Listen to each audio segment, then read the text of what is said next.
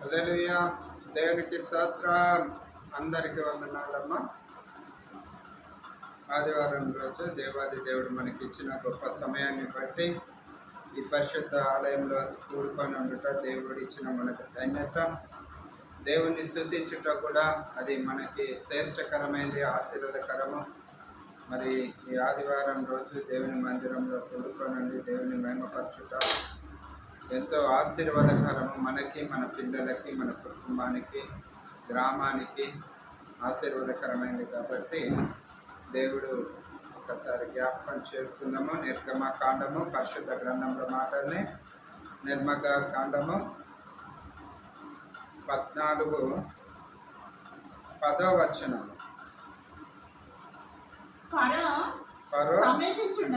ఫరో సమీపించుచుండగా ఇశ్రాయేలీయులు కన్నులెత్తి ఐగుప్తీయులను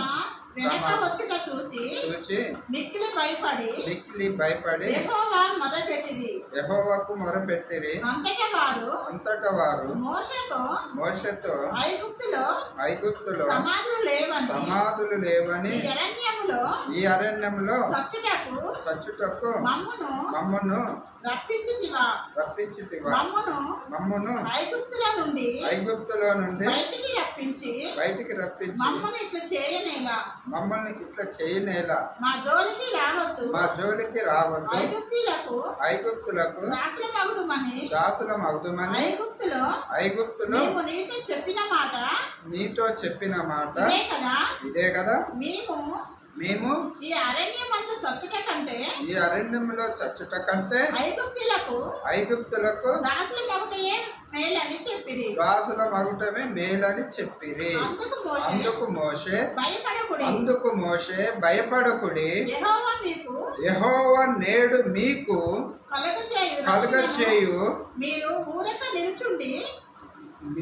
కలుగచేయు రక్షణను ఊరక నిలుచుండి చూడుడి. హల్లెలూయా.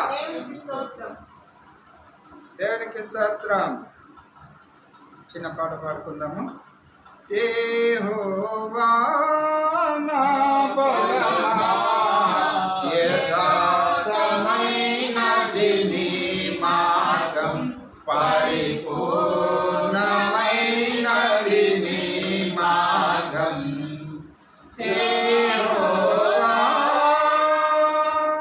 నా శత్రువులు నన్ను చుట్టినను, నరకపు పాశములరికాటినను.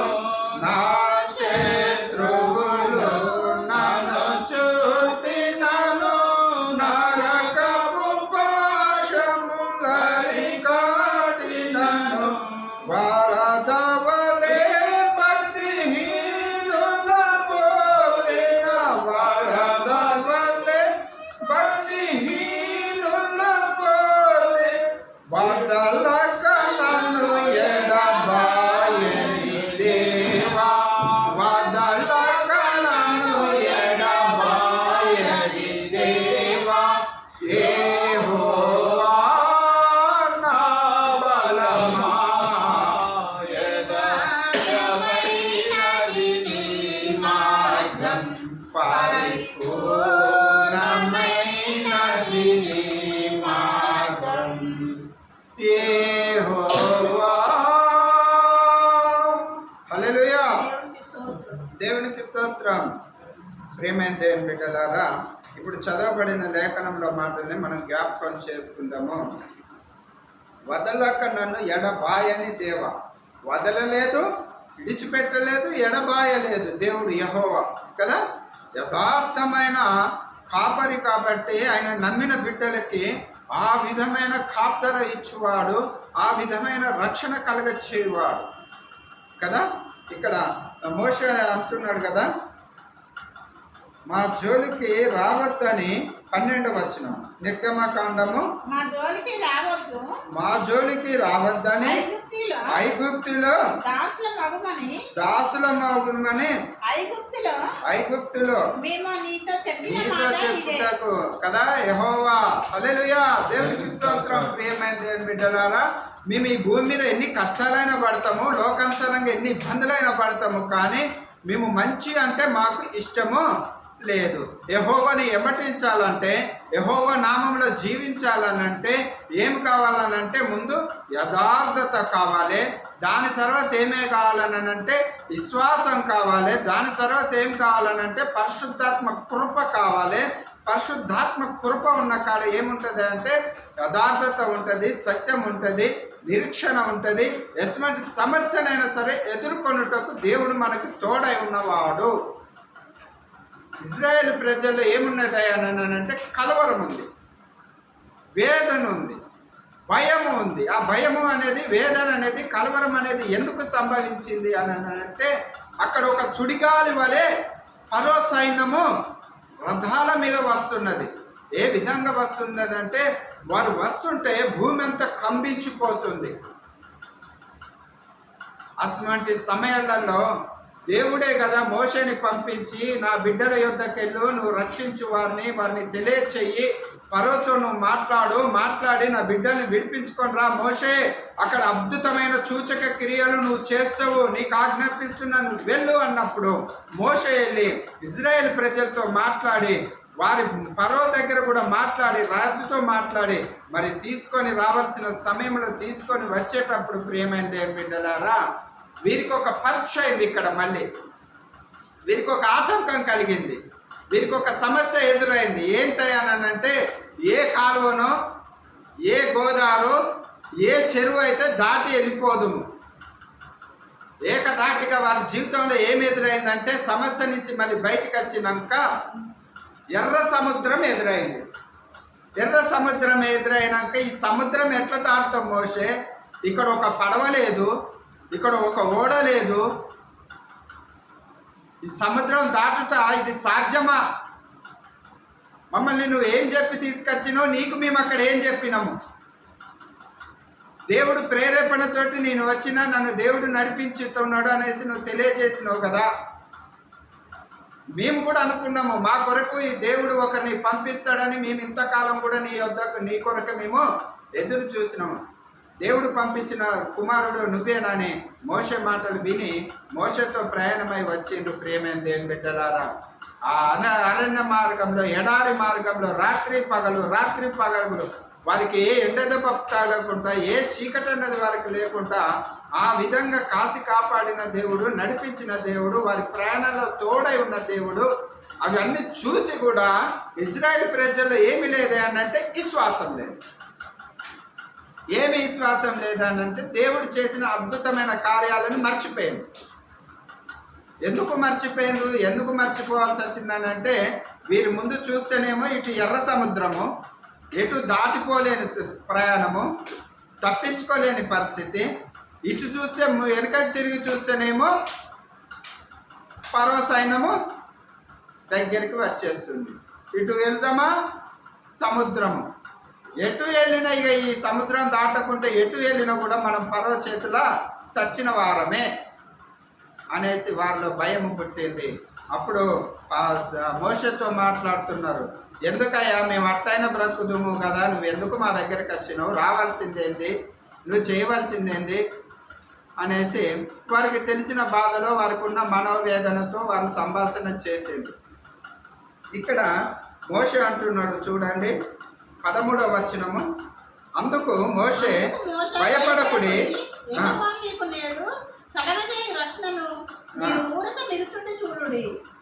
యెహోవా కలుగచేయు రక్షణను మీరు ఊరకనే నిలిచి ఉండే చూడండి. హల్లెలూయా. రక్షణని చూడాలనంటే ముందు సమస్యను ఎదుర్కోవాలి.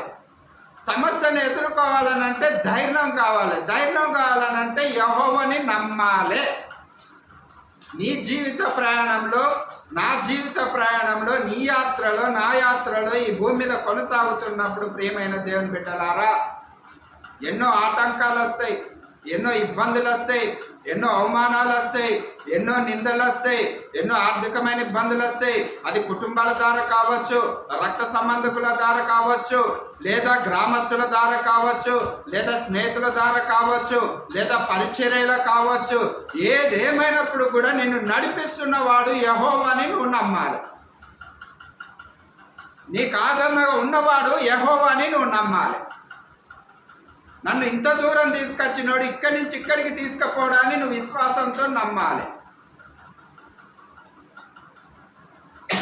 ప్రియమైన దేవుని బిడ్డలారా, ఎప్పుడైతే మనలో భయం అనేది వస్తుందో అప్పుడు ఆ హృదయంలో ఎవరికి స్థానం లేదంటే యెహోవాకి స్థానము లేదు. నేను ఈరోజు ఈ పని చేయగలను అనంటే చేయగలుగుతాము. ఆ పనిని చూసి ఇది నేను చేయలేను అనుకుంటే మాత్రానికి ప్రియమైన దేవుని బిడ్డలారా, జీవితంలో ఎప్పుడు కూడా మనం ఏ పని చేయలేము. ఈ సముద్రము దాటగలను, నడిపించిన నా దేవుడికి సమస్తము సాధ్యం అనుకుంటే దేవుడు చేయగలడు, సమస్తము సాధ్యము కదా. అందరించే ప్రియమైన దేవుని బిడ్డలారా, పరిశుద్ధ గ్రంథంలో ఒక మాట ఉంటుంది. యెహోవా మాట సమస్తము భూమి మీద ఉన్న ప్రతిది కూడా ఆయన మాటను ఆలకించుతుందట. ఆకాశమా ఆలకించుము, భూమి చెవియొక్కుము. నేను పిల్లల్ని పెంచి పెద్దవారిగా చేసి గొప్పవారిగా చేసి వారిని భూమి మీద ఆశీర్వదించబడండి నేను పంపిస్తే వారు నా మీదే తిరుగుబాటు చేస్తున్నారు. నా మాటని వారు లెక్క చేయట్లేరు. నా మాట వినే స్థితిలో కూడా వారు లేరు. ఎందుకు లేరు అని అంటే వారు ఈ లోకానుసారమైన ఉన్న పరిస్థితులను బట్టి వారు ఆందోళన చెందుతున్నారు. సృష్టికర్త అయిన తండ్రి ఈ పరిస్థితుల నుంచి కూడా నేను కాపాడుటకు సమర్థుడు అన్నది నువ్వు ఎందుకు నమ్మలేకపోతున్నావు? ఎందుకు విశ్వసించలేకపోతున్నావు? నీకు వచ్చిన కష్టం అది శాశ్వత కాలం ఉండేది కాదు. దేవుడు ఒక దినంలో ప్రతి వ్యక్తికి ఒక సమయాన్ని ఇస్తాడు. ఆ సమయంలో నువ్వు ఉన్నతమైన స్థితిలో చేరాలని అంటే ప్రియమైన దేవుని బిడ్డలారా, కష్టము ఉంటుంది, ప్రయాసం ఉంటుంది, వేదన ఉంటుంది, బాధ ఉంటుంది, అన్నీ ఉంటాయి. మరి ఈ అన్నిటిని దాటుకొని పోవాలనంటే నీ హృదయంలో ఏముండాలంటే యథార్థత ఉండాలి. అందురించి ఇక్కడ ఈ పాట ఉంది కదా, చూడమ్మా ఒకసారి. యెహోవా నా బలమా, యథార్థమైనది నీ మార్గం, పరిపూర్ణమైనది నీ మార్గం. యెహోవా నా శత్రువులు నన్ను చుట్టినను, నరకపు పాశములారి పట్టినను. నా శత్రువులు నన్ను చుట్టినను, నరకపు పాశములారి కట్టినను. వరదవలే భక్తిహీనులు పోలిన, వరదవలే భక్తిహీనులు పోలిన, వదలక నన్ను ఎడబాయని దేవా, వదలక నన్ను ఎడబాయని దేవా. యెహోవా నా బలమా, యథార్థమైనది నీ మార్గం, పరిపూర్ణమైనది నీ మార్గం. హల్లెలూయా, దేవునికి స్తోత్రం. శత్రువులు మీదకి వచ్చేస్తున్నారు. ఇటు చూస్తేనేమో జల ప్రళయము, సముద్రం ఉన్నది. మోషే అంటున్నాడు, మీరు ఊరకనే నిలిచి ఉండి చూడుడి. మోషేకి తెలుసు నన్ను పంపినవాడు నమ్మతగినవాడు, ఈ సముద్రం ఏ పాటిది, ఆయన ఆరిన నేలగా చేయగలడు అని మోషే కూడా కలవరపడ్డాడు. అప్పుడు ఆకాశం వైపు మోషే చేతులెత్తి యెహోవాని మనసులో తలుసుకోగానే అప్పుడు యెహోవా అంటున్నాడు, మోషే ఎందుకు నువ్వు చూస్తున్నావు? నీ చేతిలో కర్ర ఉంది కదా, అది సముద్రం వైపు పెట్టు. అవును ప్రియమైన దేవుని బిడ్డలారా, ఈరోజు నీకు నాకు సజీవమైన యాగమైన పునరుద్ధానమైన సజీవ లెక్కలో ఉన్న యెహోవా వాక్కు నీ నోట ఉంటే నువ్వు ఏదైతే అవునంటావో అది నెరవేరుతుంది, ఏదైతే కాదంటావో అది ఆగిపోద్ది. ప్రియమైన దేవుని బిడ్డలారా, నీ దగ్గరే ఉంది కృపావరము. దేవుడిచ్చింది మర్చిపోతున్నాము, మనము నిర్లక్ష్యంగా ఉంటున్నాము, భయపడుతున్నాము, ఆందోళన చెందుతున్నాము.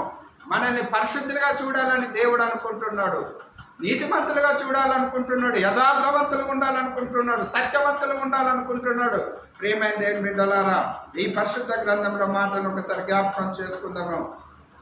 మీకు నేడు కలుగచేయు రక్షణని మీరు ఊరకనే నిలిచి ఉండి చూడుడి. మీరు నేడు చూచిన ఈ ఐగుప్తులు ఎన్నడూ కూడా మళ్ళీ మీ కంటికి కనపడరు. హల్లెలూయా. ప్రియమైన దేవుని బిడ్డలారా, దేవుడు అంటున్నాడు, ఆ పరో సైన్యం అక్కడి నుంచి వస్తున్నది కదా, ఆ సైన్యాన్ని చూసి మీరు ఎందుకు భయపడుతున్నారు? ఆ పరో సైన్యము కానీ పరో కానీ ఇక ఎన్నడూ కూడా మీ జోలికి కానీ ఆయన భూమి మీద ఆయన పేరు లేకుండా నేను చేస్తానని చెప్పి వాగ్దానం ఇచ్చిన దేవుడు మరి ఏం జరిగిందయ్యా అని అంటే, ప్రియమైన దేవుని బిడ్డలారా, మోషే ఎప్పుడైతే సముద్రం వైపు ఆ కర్ర ఎత్తి పట్టుకున్నాడు, ఆ చేయి చాపిండు, ఆరిన నేల అయిపోయింది. హల్లెలూయా. నీ జీవితంలో నా జీవితంలో కూడా మనల్ని ఆరిన నేల మీద నడిపించే దేవుడు. ఈ భూమి మీద మనకు అన్ని ఆటంకాలు ఉన్నా కూడా ఏ ఆటంకం లేకుండా కూడా తొలగించే దేవుడు. ఎందుకు దేవుణ్ణి నమ్మలేకపోతున్నావు? ఎందుకు దేవుణ్ణి విశ్వసించలేకపోతున్నావు? నీ దేవుడు నీతో ఉన్నవాడు కదా, నువ్వు ఆరాధిస్తున్నావు కదా, నువ్వు ప్రార్థన చేస్తున్నావు కదా, నువ్వు కీర్తిస్తున్నావు కదా, నువ్వు దేవుని తలుచుకుంటున్నావు కదా, అదే తలంపు దేవుడు కూడా నీకు ఇస్తున్నాడు. కుమారుడా, కుమార్తె, ఈ వాక్యం వింటున్న వాళ్ళారా, దేవుడు నిత్యం నీతో ఉన్నవాడు. కష్టాలను చూసి భయపడకు, దుఃఖాలను చూసి భయపడకు. ఏ పరిస్థితి ఏదేమైనప్పుడు కూడా ఈ భూమి మీద లోకానుసరమైన వైపు నువ్వు కన్ను ఎత్తి చూడకు. దేవుడు నీకు సమస్తము సాధ్యంగా ఉన్నతమైన స్థితిలో పేరు ప్రతిష్టలతో నిలుపుతాడు. మరి ఆరిన నేల మిక్కలే ఇజ్రాయెల్ ప్రజలు దాటి వెళ్ళిపోయినాక ఫరో సైన్యము రానే వచ్చింది. ప్రియమైన దేవుని బిడ్డలారా, వచ్చింది, సముద్రం మధ్యలోకి వచ్చింది. వచ్చినాక ఏమైంది? అటు ఇటు గోడలు లెక్కున్న సముద్రము ఇజ్రాయెల్ ప్రజలు దాటి వెళ్ళిపోయినాక మరి రెండు పాయలు కలుసుకున్నాయి. కలుసుకున్నాక అక్కడ చెప్పుకోనీకి లేదు, అనుకోనీకి లేదు. అలాంటి అద్భుతము చేసినాక కూడా, దేవుడు చేసినాక కూడా ఇజ్రాయెల్ ప్రజలు ఏం జరిగింది అంటే, తినుము, తాగుము, ఎంజాయ్ చేయి, పెళ్లి చేసుకో, విందు చేసుకో, ఈ లోకం మీద ఉన్నది. ప్రియమైన దేవుని బిడ్డలారా, తినుము, తాగుము, పెళ్లి చేసుకో, విందు చేసుకో అనే మాట రాగానే నేను ఒక మాట జ్ఞాపకం చేస్తున్నా. మోషే వారికి సమయం ఇచ్చి, నేను కొద్దిసేపు కొండ మీదకి వెళ్ళి దేవునితో విజ్ఞాపన చేసుకొని వస్తా, ఏకాంతంగా చేసుకొని వస్తా, దేవుడు చేసిన మేలను బట్టి, దేవుడు చేసిన మనల్ని నడిపించిన విధానాన్ని బట్టి అనేసి మోషే దేవుడితోటి మాట్లాడటానికి వెళ్ళినప్పుడు, వీరి భూమి మీద ఇంకా మోషే తిరిగి రాడు, మన ఇష్టము, మనం ఏదైనా చేసుకోవచ్చని వాళ్ళు ఏం లేదంటే భయము లేదు, భక్తి లేదు, మళ్ళీ లోకానుసారంగా జారిపోయింది.